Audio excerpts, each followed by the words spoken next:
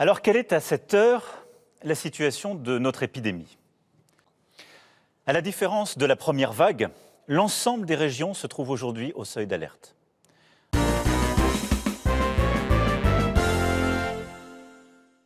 Dans de nombreux endroits, pour prendre en charge les patients Covid-19, nous avons commencé à déprogrammer des opérations du cœur ou du cancer, parfois les mêmes qui avaient dû être décalées au printemps.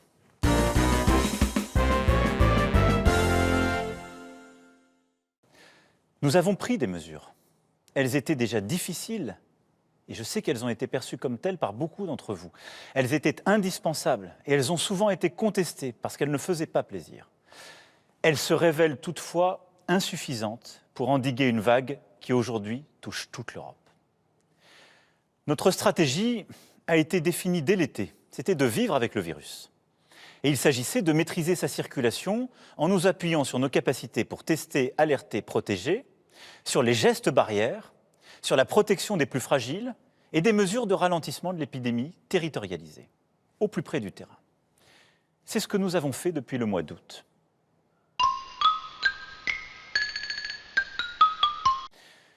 Nous sommes tous, en Europe, surpris par l'évolution du virus.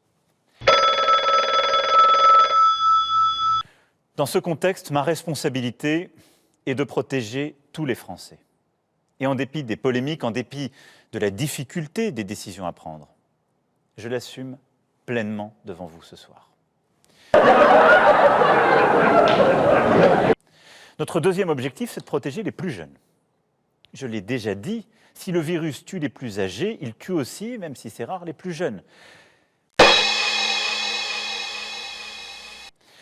Enfin, il nous faut protéger notre économie.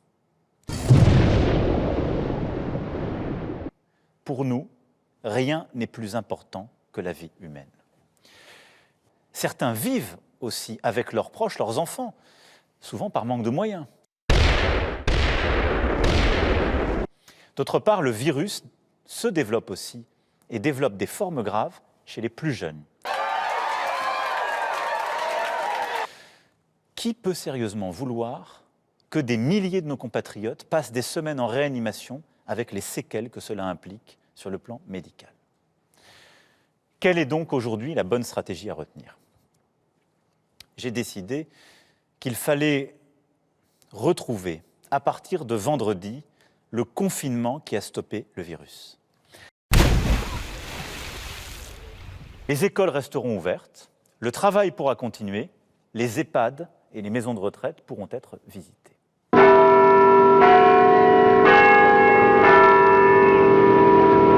Comme au printemps, vous pourrez sortir de chez vous uniquement pour travailler.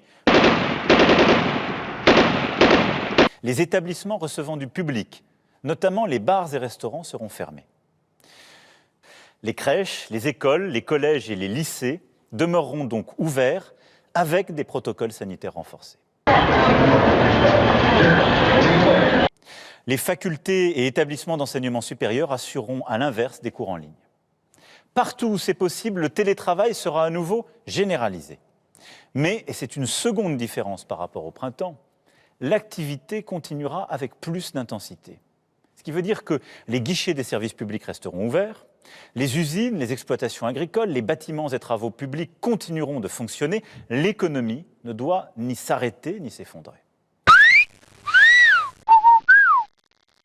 Je vous invite donc, dans la mesure des possibilités de chacun, à participer de cet effort en travaillant, en soutenant les entreprises aussi qui, proches de chez vous, ont innové à travers des commandes à distance, la vente à emporter ou la livraison à domicile.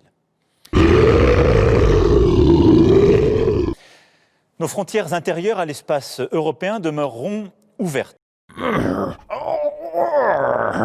Dans les ports, les aéroports, pour les déplacements internationaux, des tests rapides obligatoires seront déployés pour toutes les arrivées.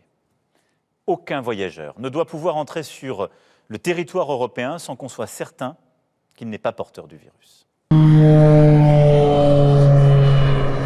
Quant aux cimetières en cette période marquée par la Toussaint, ils demeureront ouverts et je veux que nous puissions continuer à enterrer dignement nos proches.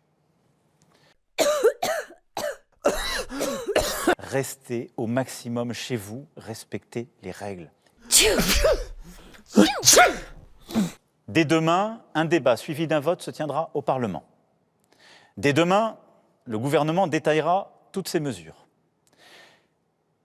Nous devons nous honorer de cette transparence et du fait que des décisions difficiles se fassent dans un cadre démocratique où toutes les oppositions peuvent s'exprimer. Mes chers compatriotes, nous avons tous été surpris par l'accélération soudaine de l'épidémie, tous.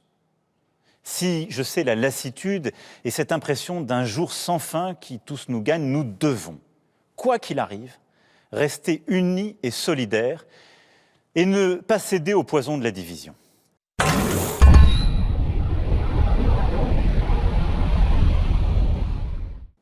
Nous avons besoin les uns des autres. Nous sommes une nation unie et solidaire et c'est à cette condition que nous y arriverons. Nous sommes la France.